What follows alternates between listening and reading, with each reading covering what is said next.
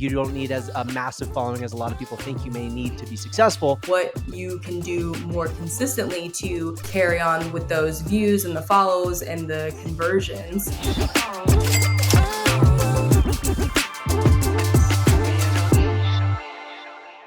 Hey there, and welcome to today's episode of Social Media Moneymakers, part of the Stan family of podcasts. I'm your host, Brock Johnson, and today we're going to take a deep dive into the world of affiliate marketing. I'm going to be interviewing a self-proclaimed hot mess mom who has reached the seven-figure income mark through primarily affiliate marketing, and she also has her own digital products to sell as well. In today's episode, you'll hear how she hit the six-figure income mark with only about 6,000 followers on Instagram. And most importantly, you're going to hear a message that I think isn't talked about enough on social media, and that's the importance of an email list. Now, maybe as I say that, you're thinking, Brock, everyone talks about how important an email list is, but nonetheless, even as if everyone always is talking about it 24/7, I still don't think people are talking about it enough. I think so many people put all of their eggs in the basket of growing their following, when in reality, you need to be building an email list as well. And I think a really cool thing that we didn't even necessarily get into in the podcast today is that Stan can be used for both building an email list and affiliate marketing. Something that I've found to be really fun and exciting ever since adding a Stan Store link to my own bio is that people will sign up for Stan through the link in my bio, just because it's kind of like a little footer at the bottom of my link. And they'll sign up and join Stan, and that's kind of like an affiliate link. I shouldn't even say kind of like, that is an affiliate link, because then I get notified that they joined Stan through my link, and I get a commission fee for them signing up. And of course, Stan is such an awesome tool for building your email list, for offering freemiums, or for even allowing people to opt in right there on your link. So Stan is really the tool to facilitate everything that we're talking about in today's episode. But who is my guest today? None other than Caroline Hannay, who has over 600,000 followers on Instagram and has built that following through hyper consistency, yet flexibility in what she's posting in her feed.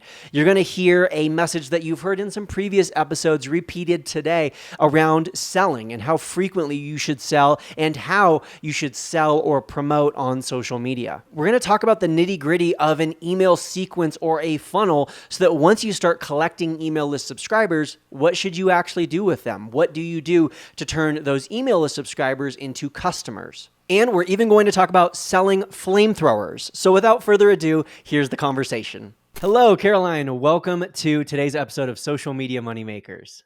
Hi, nice to meet you. I'm so excited to be here. I know, I'm so excited to do this. You popped up on my radar. Gosh, it was a few months ago now. I started to see some of your reels, and you started to just kind of show up more on my Instagram. And so I started following you. We've now connected, and I'm just excited to hear more about your story, but also, specifically how you've made your money and what your business is, because this is Social Media Moneymakers after all. And so you're now at multiple seven-figure earner over the past few years.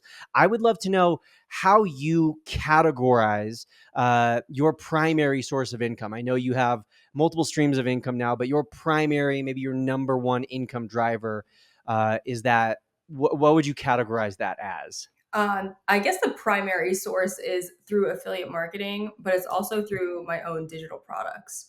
So both have been insanely profitable over the last 15 months. And I kind of learned my way through all of that. And now I have a coaching program and everything. So a lot trickles in from both. Um, but yeah, it's between affiliate marketing and digital products. And now we've been able to, move into real estate and have that sort of passive income as well. But it's been crazy. I love that. Yeah, that's exciting. What did you start with? Did you start with affiliate marketing, and then did you create your own course down the line? Is that how you went? So I started with affiliate marketing. After I was a mental health and substance use counselor for a while, and I got my my master's degree and everything, and then I basically just wanted to find a way to stay home with the baby that I was expecting. I was 7 months pregnant at the time, and started looking into ways to make money online. And then I came across an affiliate marketing course, and basically thought it was BS. And then I did a ton of research, Google, YouTube, all the things, kind of vetted it, and then I decided to take it for the $7 that it was. And then I kind of like the rest is history. That's how I learned about digital products. And that's how I kind of branched into that whole segment of things once I understood the business of affiliate marketing, the entire business model that it contains. And then I started branching out and doing coaching and masterminds, and everything has kind of flowed from that. But yeah, it's been insane to say the Yeah. least. Awesome. So I'm curious then with affiliate marketing, which we talked about briefly a few episodes ago, just to catch anyone up who's listening who didn't listen or doesn't know what affiliate marketing is. Affiliate marketing is essentially selling or promoting something that someone else has created. And then when you get a conversion or a sale, you get a certain percentage of that. And it varies from company to company. Amazon Associates gives you like, pennies on the dollar. It's like 0.1%. Most companies, it seems like it's more like 10 to 20, maybe even more. Depends on the company and the product. I'm curious, when you first got started, let's really get into the nitty gritty. Did you start with like a low ticket affiliate product where it was, maybe let's say less than 20 or less than 50, or was it more of a high ticket affiliate? So when I first started, the company that I like learned through basically talked about high ticket affiliate marketing. So in my mind, commissions that were, like 20, 30, 40, 50, 60, even sometimes percent commission percentages. And then based on, it might be a recurring thing or like just the dollar amount that you would make on, making the sale of that product. So when I Mhm. first started, I learned about high ticket affiliate marketing because I'd heard about Amazon and stuff. And yeah, like you said, pennies on the dollar, like 4% commissions, like on Yeah. just crap that people are buying. So I started with Exothermic Technologies flamethrowers, believe it or not. So I took Wow. the course. I eventually told my husband that I was doing it because I don't know. I didn't want to be like I wasn't on social media before, so it Mhm. was just weird to be here in the first place. And then so basically, I told him about it. He had just bought, or he had just been gifted a flamethrower for helping his friend's dad's company move, and Okay. so he's now in the back with this flamethrower, and I'm just like in my head, like, wow, all this stuff about affiliate marketing, I can promote companies' products online, and I'm like in my mind, I'm like, flamethrowers are probably expensive, you know? So then I Yeah. ask him, like, you should see if they have an affiliate program. And so he asks and everything, and they do. So I'm like, wow, okay, cool. Like, they're really, like, there's affiliate links for everything. So Yeah. I basically reached out to the company and got my affiliate link for that. And that's kind of like how it started. And that was a high ticket commission because it's a flamethrower.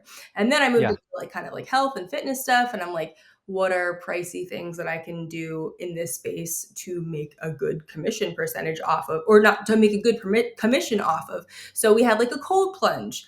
And then Mm. like, saunas, they have like things that you can have, like you can literally set up in your house. So there's a lot of high ticket things that people, I feel like, just don't think about that you can make Yeah. good commissions off of depending on like what niche you're in and what you're interested in. Yeah, that totally makes sense.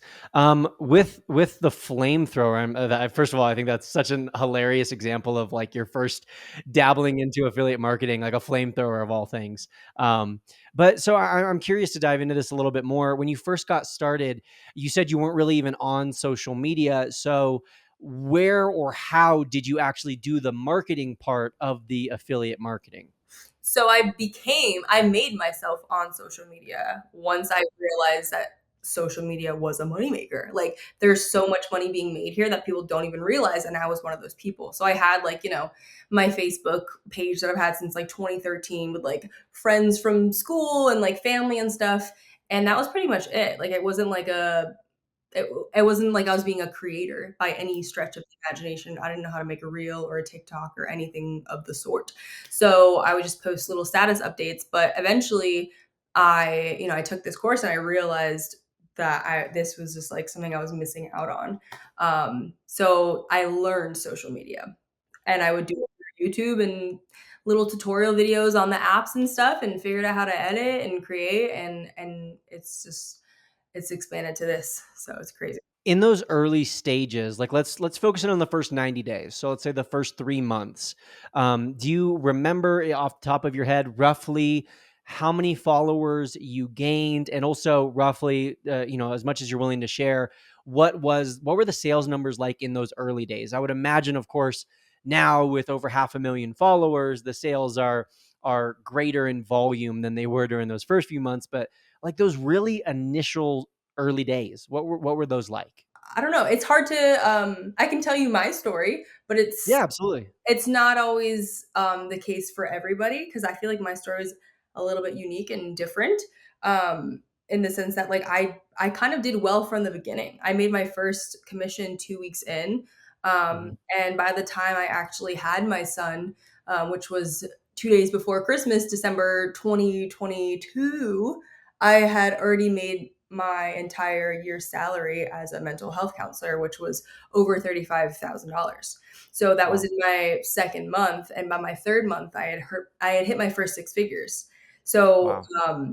crazy, and I didn't have an insane following on Instagram at the time. I probably had maybe 6,000 followers on Instagram. Okay. Wow. Yeah, I did have a TikTok, but TikTok back in the day, maybe it's like less crazy now, but TikTok back in the day, like you'd be getting banned for everything. Like you like breathe differently on the app and you're gone. So I had Yeah. gained I think like it was like 170,000 followers or something crazy in my first um month, I think, on TikTok, which was just wild. Um and I still my following now I think is just barely over that on TikTok. But Gotcha. so that I think was a lot of like the front end sales and stuff. But Instagram was like, that was not even on my radar at the time. Gotcha. Gotcha. Yeah. Quick sidebar about TikTok. Absolutely. Like, it's funny how people have this misconception around TikTok is like, it's the Wild West and, we're getting brainwashed and there's all this crazy content on there. When most people who I talk to, especially most like large creators who have a decent sized following, it's the platform where like you're going to get banned in an instant. You're going to get banned, as you said, just for like breathing wrong. Whereas I feel like other platforms are a little more lenient on things you can and can't get away with. But I digress. That's not why we're here. I'm curious though. So you had 170K on TikTok, 6K on Instagram. I feel like the 6K, of course, is going to feel a lot more relatable and obtainable for our average listener.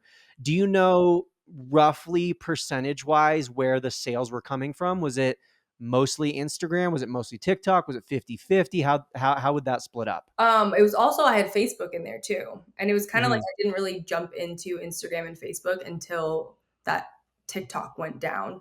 Mm, So I think that the the bulk of stuff came from TikTok, at least like initially. hmm.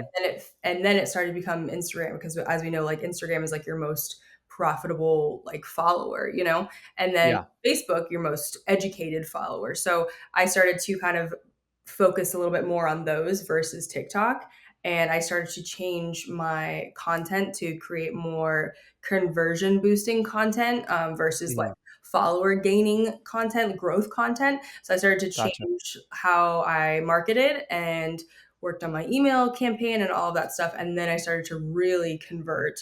And I think that the sole bulk of the conversions were through Instagram and through Facebook because TikTok was pretty much gone at that point. Gotcha. Yeah, that makes sense, and that's oftentimes how I hear people think about it. That's how I think about it myself is, first of all, TikTok, very often you can have it taken away without really much of an explanation, banned, blocked, disabled, whatever. But really, I think generally speaking, I think of TikTok as maybe the platform where you're gonna get more attention, you're more likely to go viral, you can kind of build that massive following, but like you said, the conversions oftentimes are gonna happen more likely than not on Instagram or Facebook. They absolutely can happen on TikTok, but like you said, the more valuable follower often comes from Instagram. And there's so much you just hit on that I want to dive into today. I'm excited to talk about like email marketing and all these other things.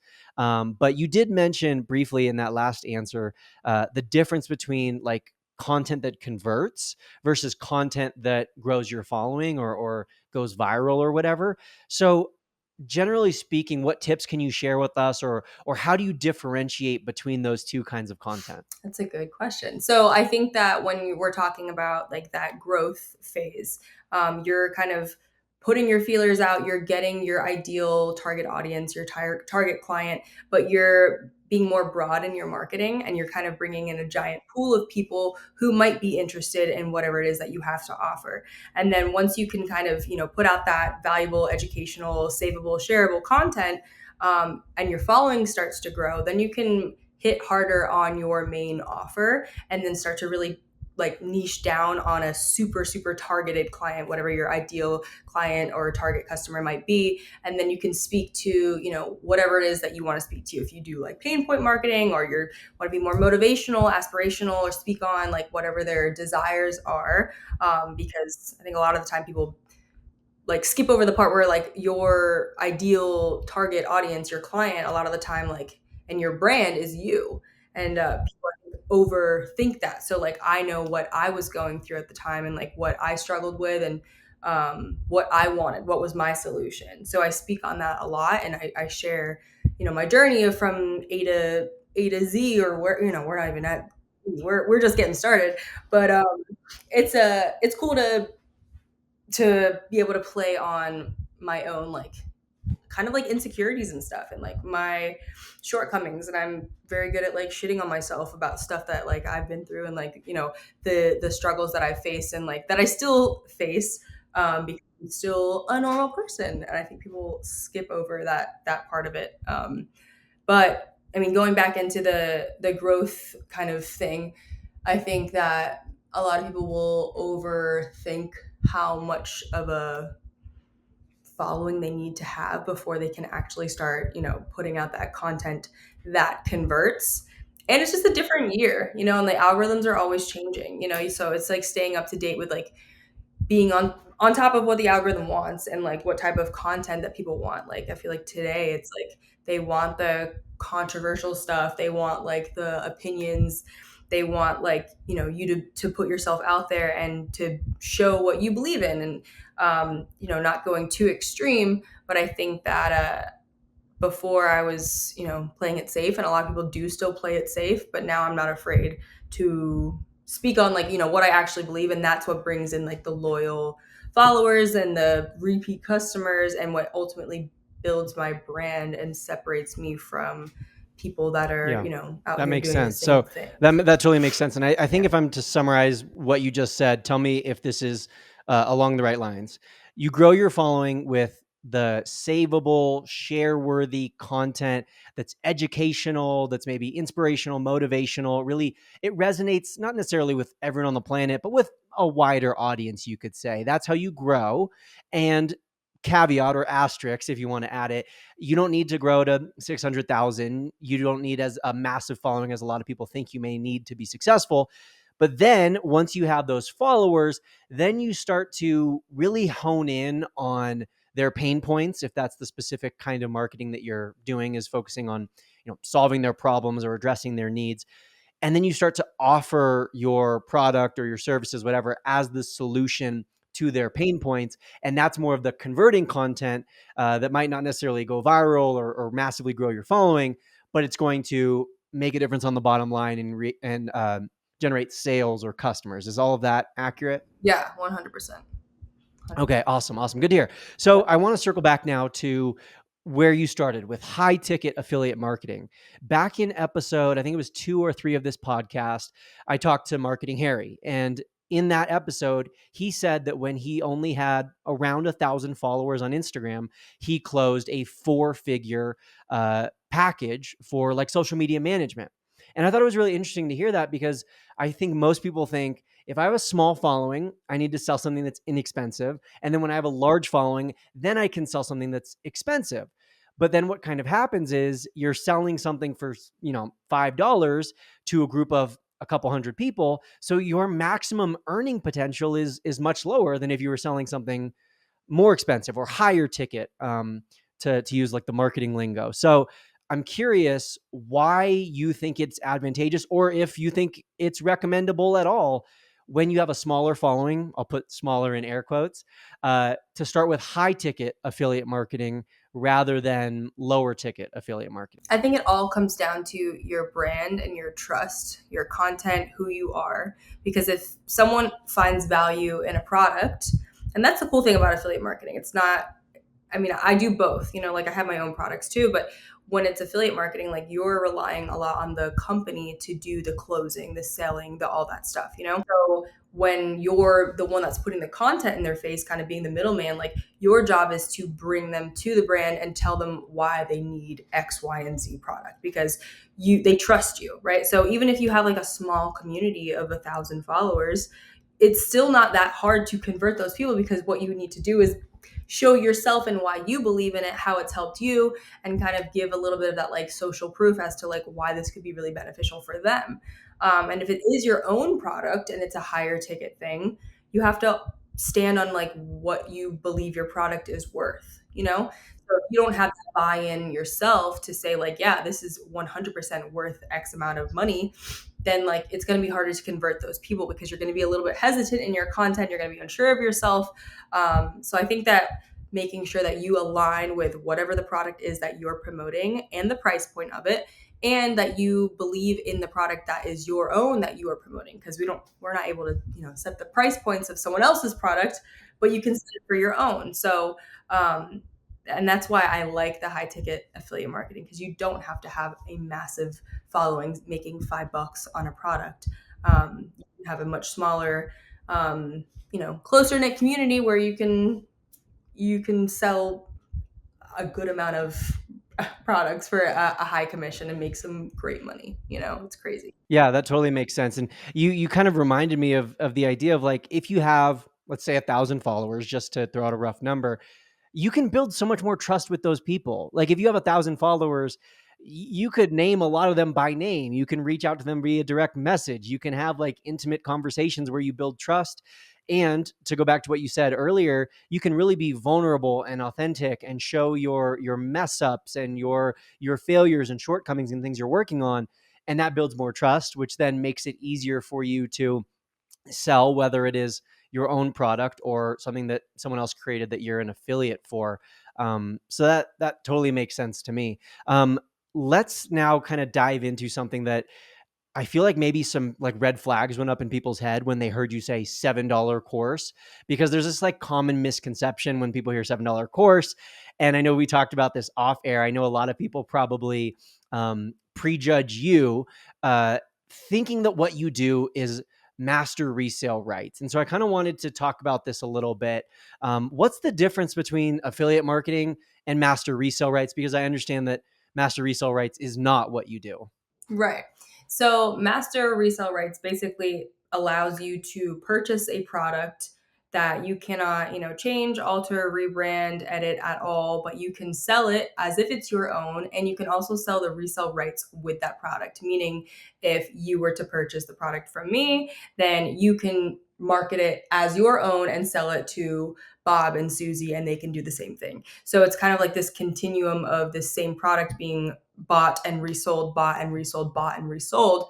And not that there's anything wrong with that, but I think that there can just be some, just from some of the marketing that I've seen, is like it kind of like there's this continuum of like people just reselling this course, and it's like, well, what are we doing here, right? So with the course that I do, that I promote, that, and when I say like the $7 course, that's what I mean, the $7 course. So just like websites where maybe you're interested in buying something and you navigate away, so you do that so many times and they come back with an offer. So I actually paid $1 for this legendary marketer course, and people like to make the assumption that I bought the high ticket offer that the course does provide, not provide, does offer, but it's an optional like upsell, like when you're shopping online and they're like, oh, add this to your cart, add this to your cart. It's a higher upsell than like a $25 item, but a lot of people feel that,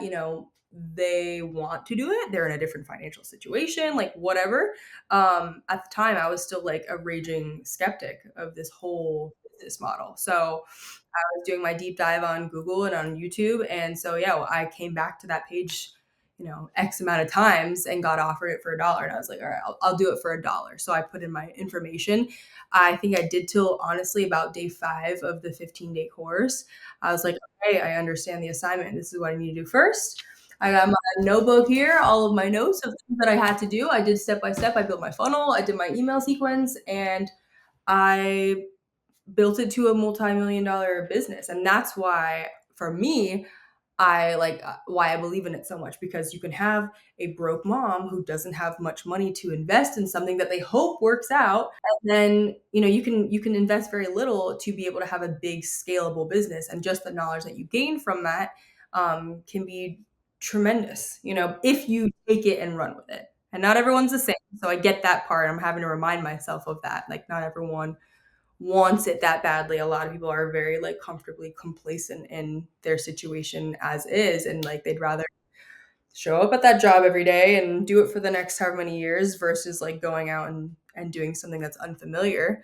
I realize that not everyone is like that, but there's the opportunity that was given to me that I give to other people, and I'm like, that you could do something really really big with this. And then seeing the people that I've people who's seen my videos and like made moves on it, and like met some of these people, and like I got like chills now, like literally just saying that, like to meet their husbands and stuff, and to hear them say like, like they couldn't afford groceries and now they're like, making multiple six figures. It's just like, it's crazy, the opportunity that's there. So that's why I go hard on it, and that's why I go to these events, and um I remind people of, my story, because it is unique.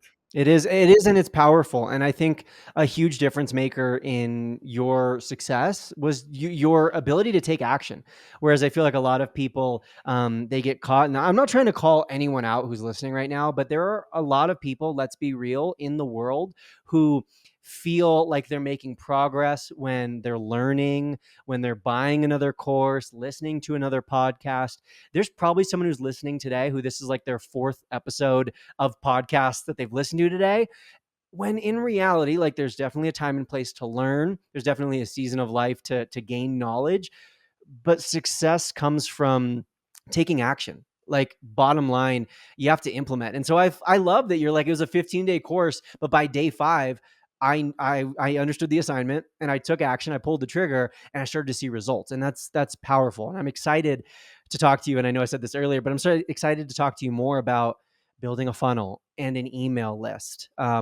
Quickly, before we move off of master resale rights, I think I would absolutely agree with you that there's a lot of people who are purchasing courses and then they're learning how to market said course, but they're not even, learning marketing. They're not learning email list building. They're not learning about email sequences and funnels and building an actual business. They're just learning how to turn around and sell what they just bought. And they're going to teach other people how to also turn around and sell it. And I think that's kind of where master resale rights gets into this a little bit of an icky territory, where it gets kind of that bad reputation. But definitely understand the difference, and I appreciate you explaining that. So let's go back to really building a business. Do you believe that it's step one to build a following and a social media presence? Or is it step one to start with your email marketing and to build an email list?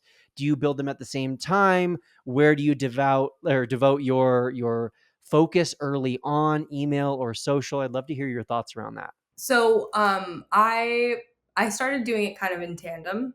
I didn't want to like fully launch and be like, posting super consistently when I didn't actually have an offer or like a link in bio if people did want to go there.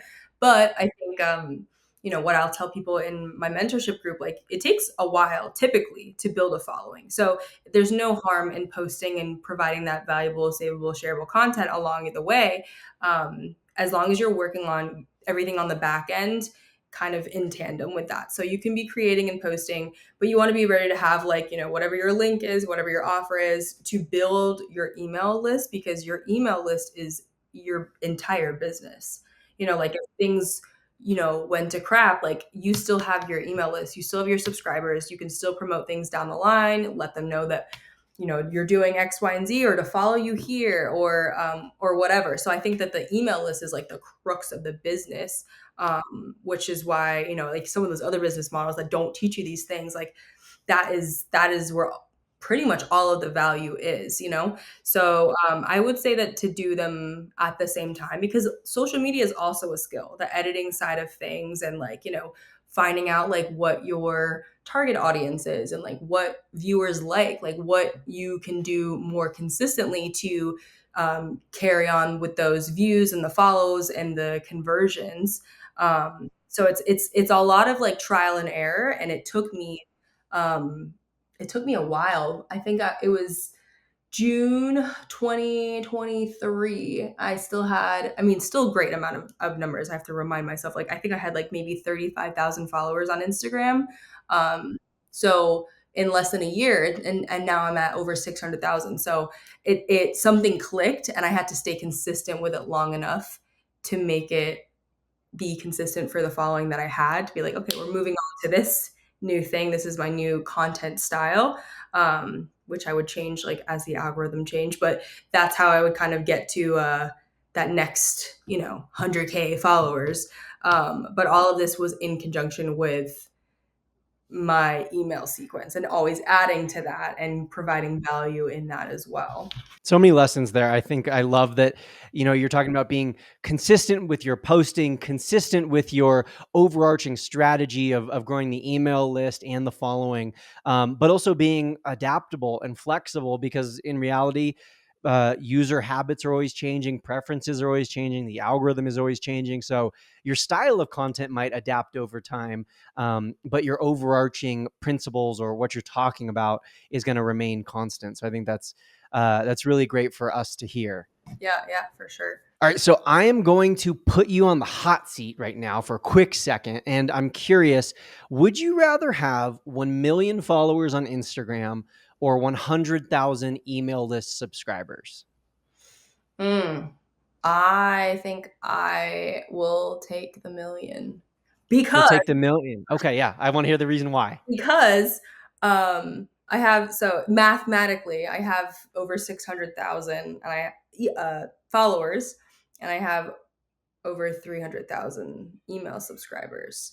So if I had another 400,000 followers, I should gain another 100,000 email subscribers. You know what I mean? So Gotcha. Yeah, I in see what my you're mind, saying. I'm like, I think one would be a little bit better. But that being said, remember, like, when in the beginning, like, I made a lot without having such a big following. So it all comes down to the email subscribers. Like, that's specific to me, and I have like, again, a unique situation. My account was down for a little bit, so it should be higher than it is.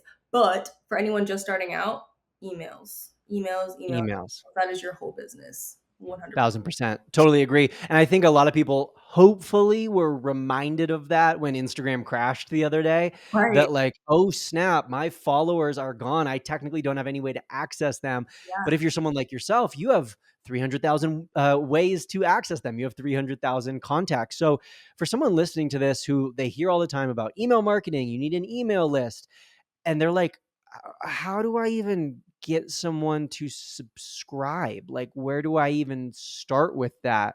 Can you walk us through how you got started and what you do to this day to get people onto your email list? Yeah, so I think it's like, it's a few things, right? You want to have good, bingeable, savable, shareable content that's education packed, value filled, obviously, to even get people interested in watching your videos, checking out your profile, and looking at what you have to offer. The next thing is using a strong call to action to make sure that people are actually accessing these things. So, like, I know you use ManyChat, I use ManyChat, and also like having a good link in your bio with a lead magnet, right? So you want to kind of give people like a freebie, incentive to give them your email address so they can get something for free in exchange. So that's kind of what I have now. Basically, like a beginner's guide, a free ebook.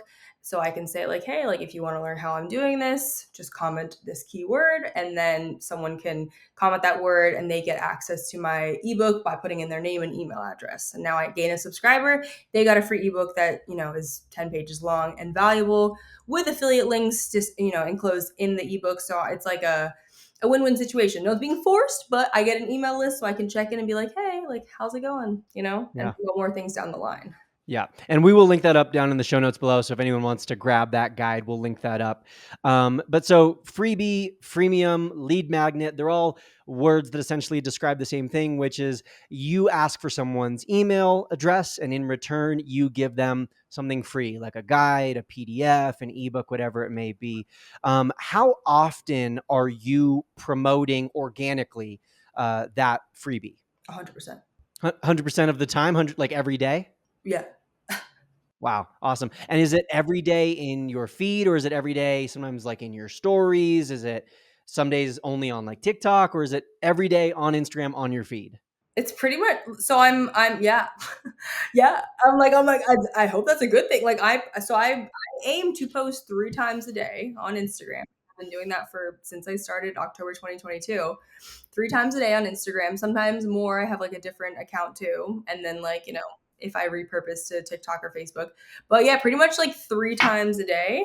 And I'm not like being like aggressive with it. It's just kind of like, hey, like if you haven't done this yet, like here's a free resource for you. But I get tons of engagement. So there's still clearly a lot of people that, are interested. Because you know how, ManyChat's great. You get all these comments and stuff, and you have your autoresponder and everything. So like I'm still getting tons and tons and tons of reactions to the call to action each time I do post it. And then I will post in my stories and stuff too. Not super like salesy or like click this link or buy this or whatever here. More of like, nurturing the current audience that I have and showing them that I'm a real hot mess, mom and I'm just out here doing it. But I do sell in my stories as well. But some days it's, more than others, some days it's less. So Yeah, that makes sense. And honestly, that echoes what I've heard from pretty much everyone who I've asked that question so far on social media moneymakers is it's promoting or selling or offering a lead magnet in some way every single day. But it's also good to hear the frequency that you're posting with 3 a day. I would assume probably one out of those 3 is promoting, or are all 3 promoting the lead magnet in some way? How many per day of the 3? are you talking about like in the actual video itself or like in the caption or the whole thing? I'd love to hear both. Like how many? Because in my mind, when I think about putting like a call to action in the video, that's like a very explicit promotion. Mhm. Whereas, like if the video is captivating, entertaining, and then you have a caption, and then maybe like the call to actions at the bottom of the caption or whatever, Right. that's like a less explicit promotion, but it's still a promotion nonetheless. So, Yeah. all of your strategy, I'd love to steal it and hear what it is. Yeah, so I will have that same call to action pretty much in every single caption of the video. Like sometimes not if it's not really about that, it's more like something a little bit more like emotional or wholesome or whatever, and it doesn't that my caption doesn't lead to that. I'd be like, oh, like click here to do this, or like, comment guide if it doesn't flow with the video. But I would say most of my videos, 90% of my videos have that, call to action to comment a specific keyword. And that's more often than not. Sometimes, like actually ironically today I did say in my actual video to like comment guide to learn more. But I do that less frequently. But yeah, it's usually thrown in there in my caption at least. That's very helpful. And then once someone is on your email list, how frequently are you emailing them? That's my first question, then we can dive into the rest of it. So I have my sequence of emails, and in the initial stages I will wait like 1 day between another email. And then once I like pivot between offers or start talking about like my mentorship or my own digital products, I wait a certain amount of days. And it's usually between like 5 and 10 days that I'll wait before starting promoting like another sequence of emails. And then that will be, determined based on what the lead has already bought or not bought, or if they need, more emails about a certain thing, just to kind of like convert as best as I can. Gotcha. Gotcha. So, and I know email sequences can get crazy complex with like this interlocking spider web of like, if they clicked on this and they purchased this and they follow here and they've done this in the past, then they get this email. And I know it can get super complex, but it's good to hear nonetheless that when they first join your email list, you're essentially sending them one email a day for the first couple days. When you first got started with your first email list, your first email sequence, what was it like back then? Because I would imagine it was a less complex sequence in the early days. Yeah, and let me tell you something that's um, helpful to hear. It's not that complicated now. So my whole mindset was like, if it's not broke, don't fix it, and I had a lot going on. So I was like, all right, I'm gonna get my emails out. I'm gonna like I mess with the sequence. Like I changed the number of days between like a once or twice just to like, A/B test things and see how things went. But I have not done the amount that I could do with a funnel, you know? Like there's like Yeah. tags you can put on people's stuff to like put the amount of points, like if people clicked or if they bought or if they whatever, and then move them to a new segmented list. And like Hmm. I have made the money that I've made without doing all of the crazy like funnel stuff. I mean, or not I funnel, love hearing but that. like sequence stuff. Like it Yeah. you really can do a deep dive with it. And I'm sure like I'm leaving money on the table by not, but like I got a 1 year old and a 4 year old and like life is Yeah. crazy. And I'm like, it's working, you know?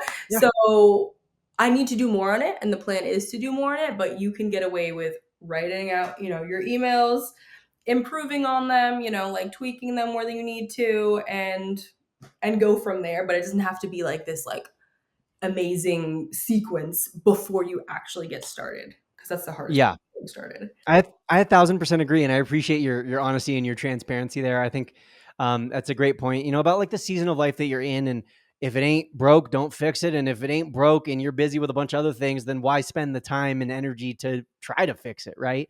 To be transparent myself, when I first got started and started building my email list, I never built a funnel or a sequence. Like at most, it would be a few days of emails, and that was really it. That was when I was doing things solo. That was when I admittedly, like I'll say I hit over six figures in income, but I didn't have a team and I was doing it by myself and I was a college student at the time. So I wasn't going to build a flipping sequence. I didn't know how.